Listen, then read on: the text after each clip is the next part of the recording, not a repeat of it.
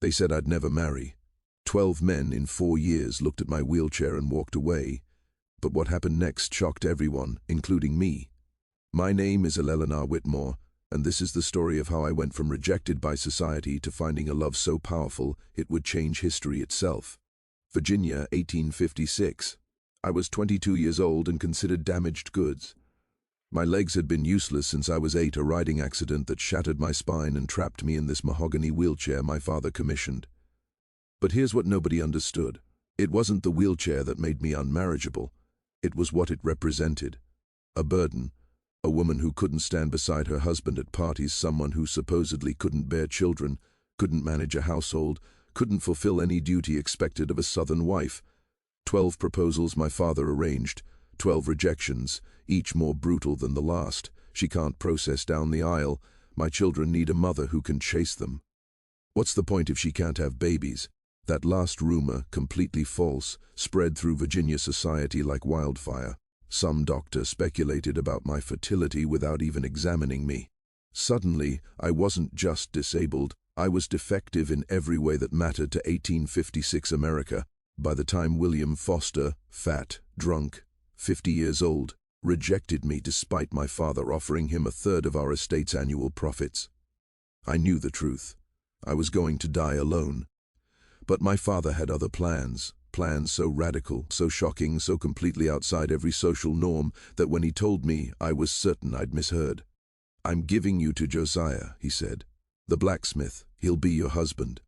I stared at my father, Colonel Richard Whitmore, master of 5,000 acres and 200 enslaved people, certain he'd lost his mind. "Josiah," I whispered. "Father, Josiah is enslaved." "Yes, I know exactly what I'm doing." What I didn't know, what nobody could have predicted, was that this desperate solution would become the greatest love story I'd ever live. Let me tell you about Josiah first. They called him the Brute. 7 feet tall if he was an inch, 300 lb of solid muscle from years at the forge, hands that could bend iron bars, a face that made grown men step back when he entered a room. People were terrified of him. Enslaved and free alike gave him space. White visitors to our plantation would stare and whisper, "Did you see the size of that one?" Whitmore's got himself a monster in the smithy. But here's what nobody knew. Here's what I was about to discover. Josiah was the gentlest man I'd ever meet. My father called me to his study in March of 1856, 1 month after Foster's rejection. 1 month after I'd stopped believing I'd ever be anything but alone. "No white man will marry you," he said bluntly. "That's the reality. But you need protection. When I die, this estate goes to your cousin Robert. He'll sell everything, give you some pittance, and leave you dependent on distant relative. So don't want you?" "Then leave me the estate," I said, knowing it was impossible. "Virginia law won't allow it. Women can't inherit independently, especially not." He gestured at my wheelchair, unable to finish. "Then what do you suggest?" "Josiah is the strongest man on this property. He's intelligent. Yes, I know he reads in secret. Don't look surprised. He's healthy, capable, and by every account I've heard, gentle despite his size. He won't abandon you because he's bound by law to stay. He'll protect you, provide for you, care for you." The logic was horrifying and airtight. "Have you asked him?" I demanded. "Not yet. I wanted to tell you first. And if I refuse, my father's face aged 10 years in that moment. Then I'll keep trying to find a white husband, and we'll both know I'm going to fail, and you'll spend your life after I'm gone in boarding houses dependent on charity from relatives who see you as a burden." He was right. I hated that he was right. "Can I meet him? Actually talk to him, before you make this decision for both of us?" "Of course, tomorrow." They brought Josiah to the house the next morning. I was positioned by the parlor window when I heard footsteps, heavy ones in the hall. The door opened. My father entered, and then Josiah actually ducked to fit through the doorway. Dear God, he was enormous. 7 feet of muscle and sinew, shoulders that barely cleared the frame, hands scarred from forge burns that looked like they could crush stone. His face was weathered, bearded, and his eyes darted around the room, never settling on me. He stood with his head slightly bowed, hands clasped, the posture of an enslaved person in a white person's house, and on the Brute was an accurate nickname. He looked like he could tear down the house with his bare hands. But then my father spoke. "Josiah, this is my daughter, Eleanor. Josiah's eyes flicked to me for half a second, then back to the floor. "Yes, sir." His voice was surprisingly soft, deep, but quiet, almost gentle. Lena, I've explained the situation to Josiah. He understands he'll be responsible for your care. I found my voice, though it trembled. "Josiah, do you understand what my father is proposing?" Another quick glance at me. "Yes, miss. I'm to be your husband, to protect you, to help you, and you've agreed to this." He looked confused, as if the concept of his agreement mattering was foreign. The colonel said, "I should, miss, but do you want to?" The question startled him. His eyes met mine, dark brown, surprisingly gentle for such a fearsome face. I don't know what I want, miss. I'm a slave. What I want doesn't usually matter." The honesty was brutal and fair. My father cleared his throat. "Perhaps you two should speak privately. I'll be in my study." He left, closing the door, leaving me alone with a 7ft enslaved man who was supposedly going to become my husband. Neither of us spoke for what felt like hours. "Would you like to sit?" I finally asked, gesturing to the chair across from me. Josiah looked at the delicate piece with its embroidered cushions, then at his massive frame. "I don't think that chair would hold me, miss." "The sofa, then." He sat carefully on the edge. Even sitting, he towered over me. His hands rested on his knees, each finger like a small club, scarred and calloused. "Are you afraid of me, miss? Should I be?" "No, miss. I would never hurt you. I swear that. They call you the brute." He flinched. "Yes, miss, because of my size, because I look frightening, but I'm not brutal. I've never hurt anyone. Not on purpose. But you could if you wanted to. I could." He met my eyes again. "But I wouldn't. Not you, not anyone who didn't deserve it." Something in his eyes, sadness, resignation, gentleness that didn't match his appearance, made me decide. "Josiah, I want to be honest with you. I don't want this any more than you probably do. My father is desperate. I'm unmarriageable. He thinks you're the only solution. But if we're going to do this, I need to know. Are you dangerous? No, miss. Are you cruel? No, miss. Are you going to hurt me? Never, miss. I promise on everything I hold sacred." The earnestness was undeniable. He believed what he was saying. "Then I have another question. Can you read?" The question surprised him. Fear flashed across his face. Reading was illegal for enslaved people in Virginia, but after a long moment he said quietly, "Yes, miss. I taught myself. I know it's not allowed, but I couldn't stop myself. Books are doorways to places I'll never go." "What do you read?" "Whatever I can find. Old newspapers, sometimes books I borrow. I read slowly. I didn't learn properly, but I read." "Have you read Shakespeare?" His eyes widened. "Yes, miss. There's an old copy in the library nobody touches. I've read it at night when everyone's asleep." "Which plays?" "Hamlet, Romeo and Juliet, The Tempest." His voice gained enthusiasm despite himself. "The Tempest is my favorite. Prospero controlling the island with magic. Ariel wanting freedom. Caliba. N being treated as a monster but maybe being more human than anyone." He stopped abruptly. "Sorry, miss. I'm talking too much." No, I was smiling, genuinely smiling for the first time in this bizarre conversation. "Keep talking. Tell me about Caliban." And something extraordinary happened. Josiah, the massive enslaved man called the Brute, began discussing Shakespeare with intelligence that would have impressed university professors. Caliban is called a monster, but Shakespeare shows us he's been enslaved, his island stolen, his mother's magic dismissed. Prospero calls him savage, but Prospero came to the island and claimed ownership of everything, including Caliban himself. So who's really the monster? You see Caliban as sympathetic? I see Caliban as human, treated as less than human, but human nonetheless. He trailed off like enslaved people. I finished. "Yes, miss." We talked for 2 hours about Shakespeare, about books, about philosophy and ideas. Josiah was self-educated, his no. Ledge patchy, but his mind was sharp, his hunger for knowledge obvious. And as we talked, my fear dissolved. This man wasn't a brute. He was intelligent, gentle, thoughtful. Trapped in a body society looked at and saw only a monster. "Josiah," I finally said, "if we do this, I want you to know something. I don't think you're a brute. I don't think you're a monster. I think you're a person forced into an impossible situation just like me." His eyes suddenly welled with tears. "Thank you, miss. Call me Eleanor. When we're alone, call me Eleanor." "I shouldn't, miss. That wouldn't be proper." Nothing about this situation is proper. If we're going to be husband and wife or whatever this arrangement is, you should use my name." He nodded slowly. "Eleanor." My name and his deep, gentle voice sounded like music. "Then you should know something too. I don't think you're unmarriageable. I think the men who rejected you were fools. Any man who can't see past a wheelchair to the person inside doesn't deserve you." It was the kindest thing anyone had said to me in 4 years. "Will you do this?" I asked. "Will you agree to my father's plan?" "Yes, no hesitation. I'll protect you. I'll care for you. And I'll try to be worthy of you. And I'll try to make this bearable for both of us." We sealed the agreement with a handshake, his enormous hand swallowing mine, warm and surprisingly gentle. My father's radical solution suddenly seemed less impossible. But what happened next? What I discovered about Josiah in months that followed, that's when this story becomes something nobody could have predicted. Clears throat. The arrangement began formally on April 1st, 1856. My father held a small ceremony, not a legal wedding since enslaved people couldn't marry, and certainly not one white society would recognize, but he gathered the household staff, read Bible verses, and announced that Josiah was now responsible for my care. He speaks with my authority regarding Eleanor's welfare. My father told. Everyone assembled. Treat him with the respect that position deserves. A room was prepared for Josiah, adjacent to mine, connected by a door, but separate, maintaining some pretense of propriety.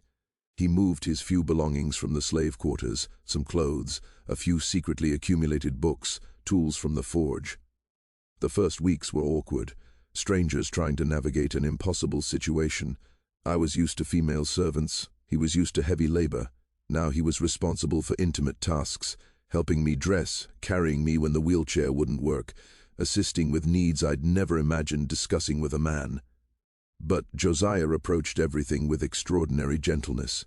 When he needed to carry me, he asked permission first. When helping me dress, he averted his eyes whenever possible. When I needed assistance with private matters, he maintained my dignity even when the situation was inherently undignified. "I know this is uncomfortable," I told him one morning. "I know. You didn't choose this. Neither did you." He was reorganizing my bookshelf. I'd mentioned wanting it alphabetical, and he'd taken it upon himself as a project, but we're making it work. Are we? He looked at me, his enormous frame somehow non-threatening, as he knelt beside the shelf. "Eleanor, I've been enslaved my whole life. I've done back-breaking labor in heat that would kill most men. I've been whipped for mistakes, sold away from family, treated like an ox with a voice." He gestured around the comfortable room. "This living here, caring for someone who treats me like a human being, having access to books and conversation, this is not hardship. But you're still enslaved. Yes, but I'd rather be enslaved here with you than free but alone somewhere else." He returned to the books. "Is that wrong to say?" "I don't think so. I think it's honest. But here's what I didn't tell him, what I couldn't yet admit to myself. I was starting to feel something impossible, something dangerous. By the end of April, we'd settled into a routine. Mornings, Josiah helped with my preparations, then carried me to breakfast. Afterward, he returned to the forge while I worked on household accounts. Afternoons, he'd come back and we'd spend time together. Sometimes I'd watch him work, fascinated by how he transformed iron into useful objects. Sometimes he'd read to me, his reading improving dramatically with access to my father's library and my tutoring. Evenings we'd talk about everything about his childhood on a different plantation, about his mother who'd been sold away when he was 10, about dreams of freedom that seemed impossibly distant. And I'd talk about my mother who died when I was born, about the accident that paralyzed me, about feeling trapped in a body that didn't work in a society that didn't want me. We were two discarded people finding solace in each other's company. In May, something shifted. I'd been watching Josiah work at the forge, heating iron until it glowed, or then hammering it into shape with precise strikes. "Do you think I could try?" I asked suddenly. He looked up surprised. "Try what?" "The forge work, hammering something. Eleanor, it's hot and dangerous, and I've never done anything physically demanding in my life because everyone assumes I'm too fragile, but maybe with your help." He studied me for a long moment, then nodded. "Okay, let me set it up safely." He positioned my wheelchair close to the anvil, heated a small piece of iron until it was workable, placed it on the anvil, then handed me a lighter hammer. Hit right there. Don't worry about strength. Just feel the metal moving. I swung. The hammer hit the iron with a weak thunk, barely made an impression. Again. Put your shoulders into it. I swung harder. Better hit. The iron bent marginally. Good. Again. I hammered again and again. My arms burned. My shoulders ached. Sweat poured down my face. But I was doing physical work, actually shaping metal with my own hands. When the iron cooled, Josiah held up the slightly bent piece. Your first project. It's not much, but you made it. He set down the iron. You're stronger than you think. You've always been strong. You just needed the right activity. From that day forward, I spent hours at the forge. Josiah taught me the basics, how to heat metal, how to hammer, how to shape. I wasn't strong enough for heavy work, but I could make small items, hooks, simple tools, decorative pieces. For the first time in 14 years since my accident, I felt physically capable. My legs didn't work, but my arms and hands did, and in the forge that was enough. But something else was happening too, something I couldn't control. June brought a different revelation. We were in the library one evening. Josiah was reading Keats aloud. His reading had improved to the point where he could handle complex texts. His voice was perfect for poetry. Deep, resonant, giving weight to every line. A thing of beauty is a joy forever. He read, its love line. SS increases. It will never pass into nothingness.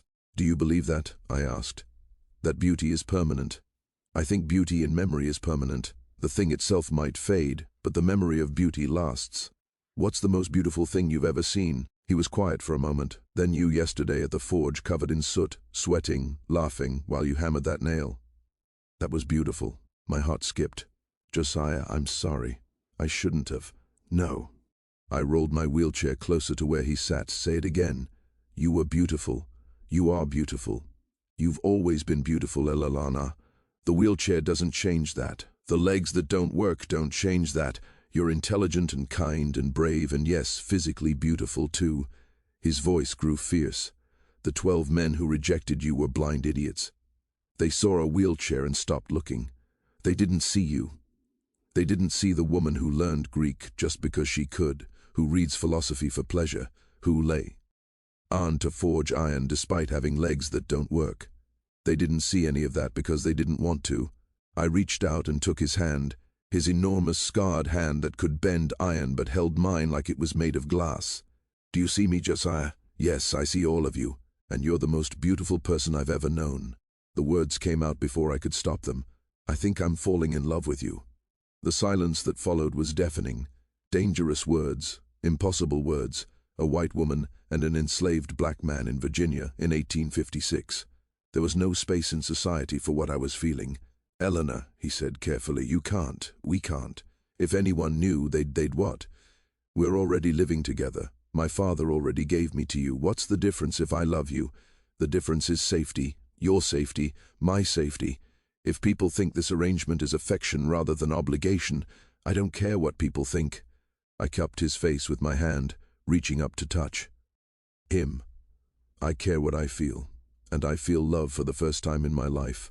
I feel like someone sees me, really sees me, not the wheelchair, not the disability, not the burden.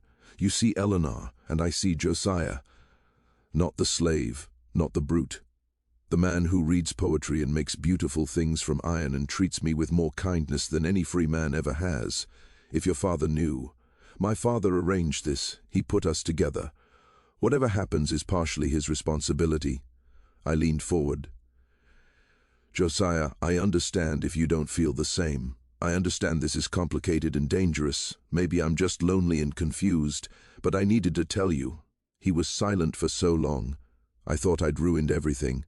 Then I've loved you since the first real conversation we had, when you asked me about Shakespeare and actually listened to my answer, when you treated me like my thoughts mattered. I've loved you every day since, Eleanor. I just never thought I could say it. Say it now. I love you, W.E. kissed. My first kiss at age 22 with a man society said shouldn't exist to me in a library surrounded by books that would condemn what we were doing. It was perfect. But perfect doesn't last in Virginia in 1856, not for people like us. For 5 months, Josiah and I lived in a bubble of stolen happiness.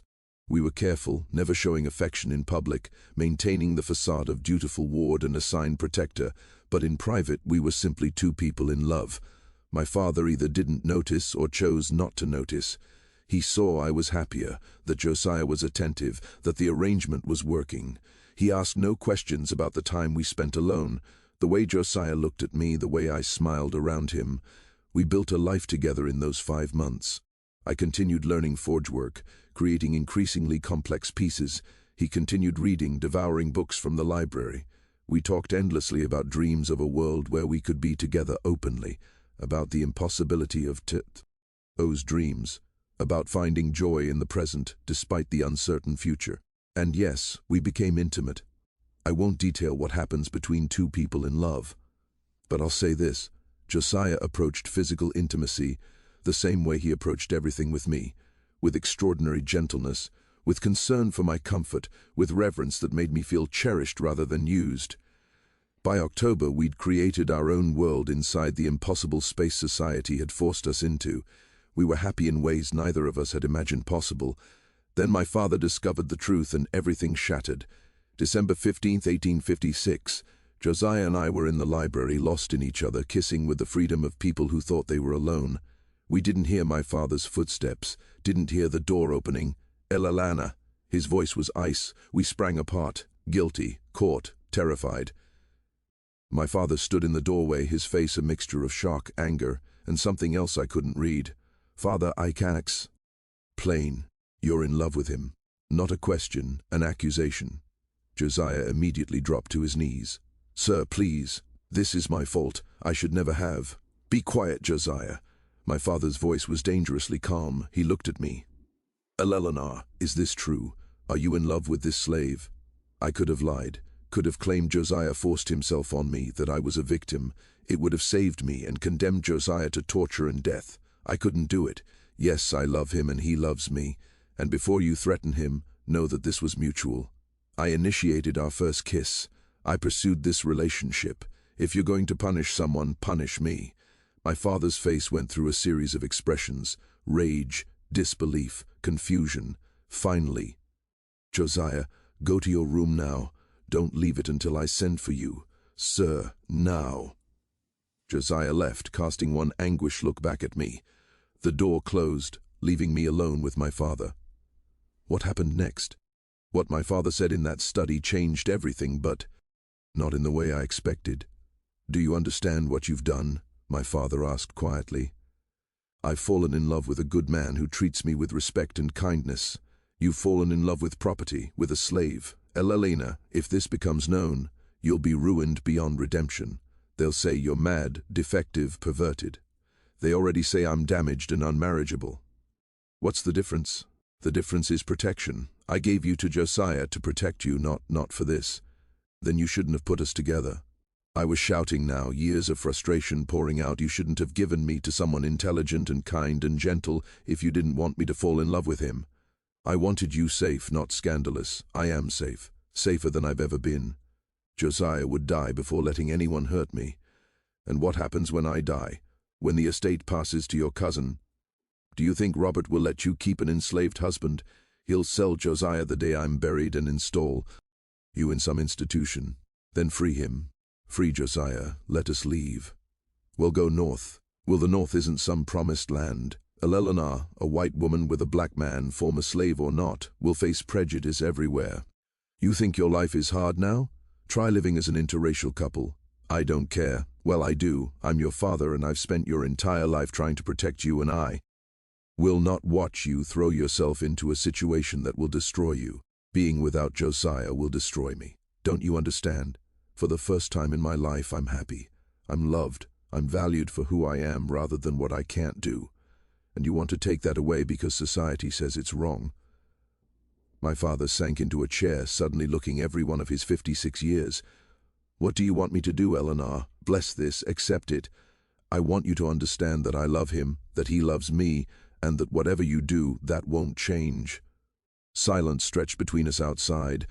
December wind rattled the windows. Somewhere in the house, Josiah was waiting to learn his fate. Finally, my father spoke, and what he said shocked me more than anything that had come before. I could sell him. my father said quietly. "Send him to the deep south. Make sure you never see him again." My blood ran cold. "Father, please let me finish." He held up a hand. "I could sell him. That would be the proper solution. Separate you. Pretend this never happened. Find you another arrangement. Please don't." "But I won't." Hope flickered in my chest. "Father, I won't. Because I've watched you these past 9 months. I've seen you smile more in 9 months with Josiah than in the previous 14 years. I've seen you become confident, capable, happy, and I've seen how he looks at you, like you're the most precious thing in the world." He rubbed his face, suddenly looking ancient. "I don't understand this. I don't like it. It goes against everything I was raised to believe." But he paused. "But you're right. I put you together. I created this situation. Denying that you'd form a genuine bond was naive. So, what are you saying?" "I'm saying I need time to think, to figure out a solution that doesn't end with either of you miserable or destroyed." He stood. "But Eleanor, you need to understand. If this relationship continues, there's no place for it in Virginia. In the South, maybe not. Anywhere. Are you prepared for that reality? If it means being with Josiah?" "Yes." He nodded slowly. "Then I'll find a way. I don't know what yet, but I'll find a way." He left me in the library, my heart pounding, hope and fear wearing inside me. Josiah was summoned back an hour later. I told him what my father had said. He collapsed into a chair, overwhelmed. "He's not going to sell me. He's not going to sell you. He's going to help us." "Help us how?" He said he'd try to find a solution. Josiah put his head in his hands and cried deep, shaking sobs of relief and disbelief. I held him as best I could from my wheelchair, and we clung to the fragile hope that maybe somehow my father would make the impossible possible. But neither of us could have predicted what came next. What my father decided 2 months later would change not just our lives but history itself. My father spent 2 months deliberating, 2 months during which Josiah and I lived in anxious suspension, waiting for his decision. We continued our routines, forge work, reading, conversations, but everything felt temporary, conditional on whatever solution my father conceived. In late February 1857, he called us both to his study. "I've made my decision," he said without preamble. We sat across from him, me in my wheelchair, Josiah perched on a too small chair, both of us holding hands despite the impropriety. "There's no way to make this work in Virginia or anywhere in the South," my father began. "Society won't accept it. Laws actively forbid it. If I keep Josiah here, even as your declared protector, suspicions will grow. Eventually someone will investigate and you'll both be destroyed." My heart sank. This sounded like prelude to separation. "So," he continued, "I'm offering you an alternative." He looked at Josiah. "Josiah, I'm going to free you legally, formally with documents that will stand up in any northern court." I couldn't breathe. "Eleanor, I'm going to give you $50,000, enough to establish a new life. Anne, I'm going to provide letters of introduction to abolitionist contacts in Philadelphia who can help you settle there." You're freeing him?" "Yes." "And letting us go north together?" "Yes." Josiah made a sound, half sob, half laugh. "Sir, I can't." "You can. And you will." My father's voice was firm, but not unkind. "Josiah, you've protected my daughter better than any white man would have. You've made her happy. You've given her confidence and capability I thought she'd lost forever. In return, I'm giving you your freedom and the woman you love." "Father," I whispered, tears streaming, "thank you. Don't thank me yet. This won't be easy. Philadelphia has abolitionist communities that will accept you, but you'll still face prejudice. Eleanor, as a white woman married to a black man." "Yes, married. I'm arranging a proper legal marriage before you leave. You'll be ostracized by many. You'll struggle financially, socially, maybe physically. Are you certain you want this? More certain than I've ever been about anything." "Josiah." Josiah's voice was thick with emotion. "Sir, I'll spend the rest of my life making sure Eleanor never regrets this. I'll protect her, provide for her, love her, I swear it." My father nodded. "Then we proceed." But here's what he didn't tell us, what we wouldn't discover until much later. This decision would cost him everything. The next week was a whirlwind. My father worked with lawyers to prepare Josiah's freedom papers, documents declaring him a free man, no longer property, able to travel without passes or permission. He arranged our marriage through a sympathetic minister in Richmond, who performed the ceremony in a small church with only my father and 2 witnesses present. Josiah and I spoke vows in front of God and law. I became Eleanor Whitmore Freeman, keeping both names, honoring my father while embracing my new life. Josiah became Josiah Freeman, a free man married to a free woman. We left Virginia on March 15, 1857, in a private carrier. My father arranged. Our belongings fit in 2 trunks: clothes, books, tools from the forge, and the freedom papers Josiah carried like sacred objects. My father embraced me before we left. "Write to me," he said. "Let me know you're safe. Let me know you're happy." "I will, Father. I know I love you too, Eleanor. Now go build a life. Be happy." Josiah shook my father's hand. "Sir, I'll protect her." "Josiah, that's all I ask." "With my life, sir." We traveled north through Virginia, Maryland, Delaware, each mile taking us further from slavery and toward freedom. Josiah kept expecting someone to stop us, to demand his papers, to challenge our marriage. But the papers were solid, and we crossed into Pennsylvania without incident. Philadelphia in 1857 was a bustling city of 300,000 people, including a large free black community in neighborhoods like Mother Bethel. The abolitionist contacts my father provided helped us find housing, a modest apartment in a neighborhood where interracial couples, while unusual, weren't unheard of. Josiah opened a blacksmith shop with money from my father's gift. His reputation grew quickly. He was skilled, reliable, and his immense size meant he could handle work other smiths couldn't. Within a year, Freeman's Forge was one of the busiest in the district. I managed the business side, keeping accounts, dealing with clients, arranging contracts. My education and my mind, which Virginia society had deemed worthless, became essential to our success. We had our first child in November 1858, a boy we named Thomas after my father's middle name. He was healthy and perfect, and watching Josiah hold our son for the first time, this gentle giant cradling a tiny baby with infinite care, I knew we'd made the right choice. But our story doesn't end there. What happened next? What we discovered about love and family and building a legacy, that's when everything became real. 4 more children followed Thomas. William in 1860, Margaret in 1863, James in 1865, Elizabeth in 1868. We raised them in freedom, taught them to be proud of both their heritages, sent them to schools that accepted black children, and my legs. In 1865, Josiah designed an orthopedic device, metal braces that attached to my legs and connected to a support around my waist. With these braces and crutches, I could stand, could walk, awkwardly but genuinely. For the first time since I was 8 years old, I walked. "You gave me so much," I told Josiah that day, standing in our home with tears streaming down my face. "You gave me love and confidence and children. And now you've literally made me walk." "You always walked, Eleanor." He studied me as I took shaky steps. "I just gave you different tools." My father visited twice in 1862 and 1869. He met his grandchildren, saw our home, our business, our life. He saw that we were happy, that his radical solution had worked beyond anyone's expectations. He died in 1870, leaving his estate to my cousin Robert, as Virginia law required. But he left me a letter. "My dearest Eleanor, by the time you read this, I'll be gone. I want you to know giving you to Josiah was the smartest decision I ever made. I thought I was arranging protection. I didn't realize I was arranging love. You were never unmarriageable. Society was too blind to see your worth. Thank God Josiah wasn't. Live well, my daughter. Be happy. You deserve it. Love, Father."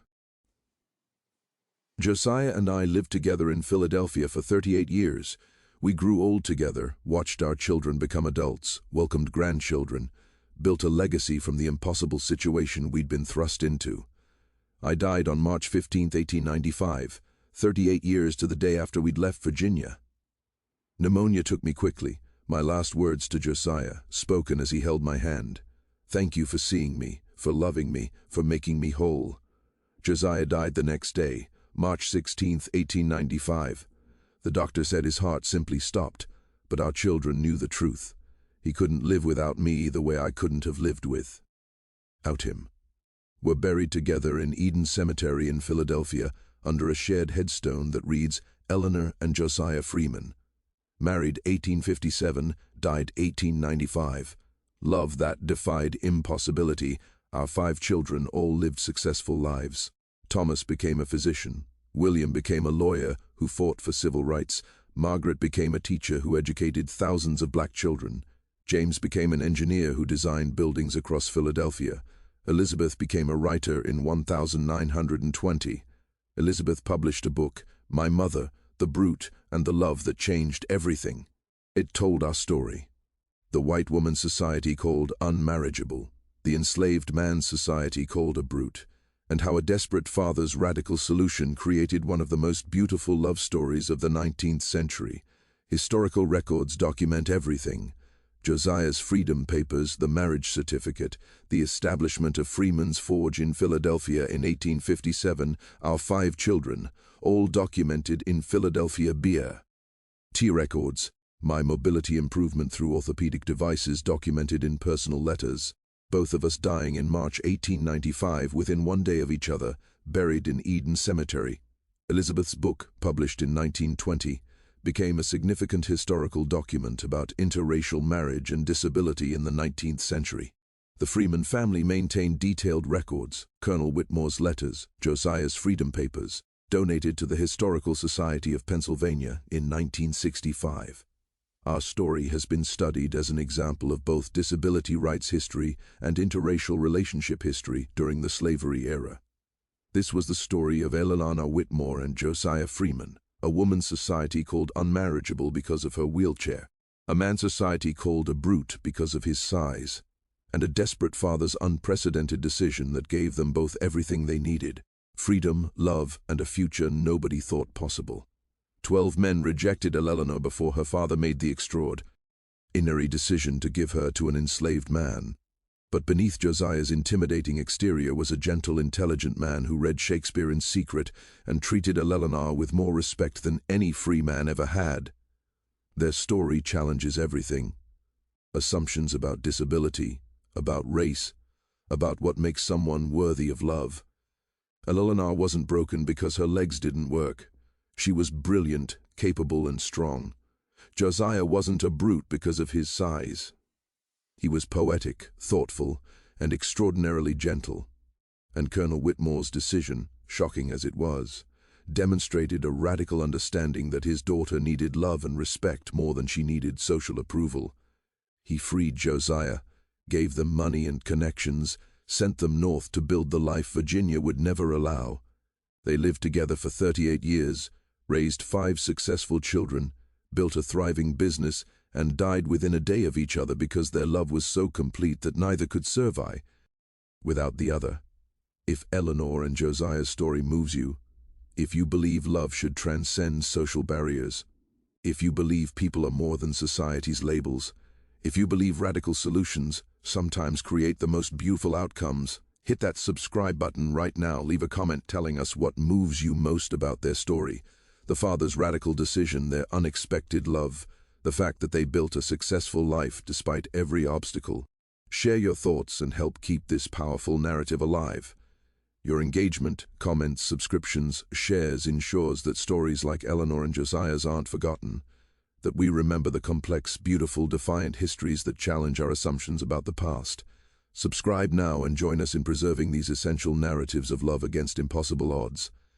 Hit subscribe, leave your comment, and prepare for more stories that prove love and human dignity can triumph even in the darkest times.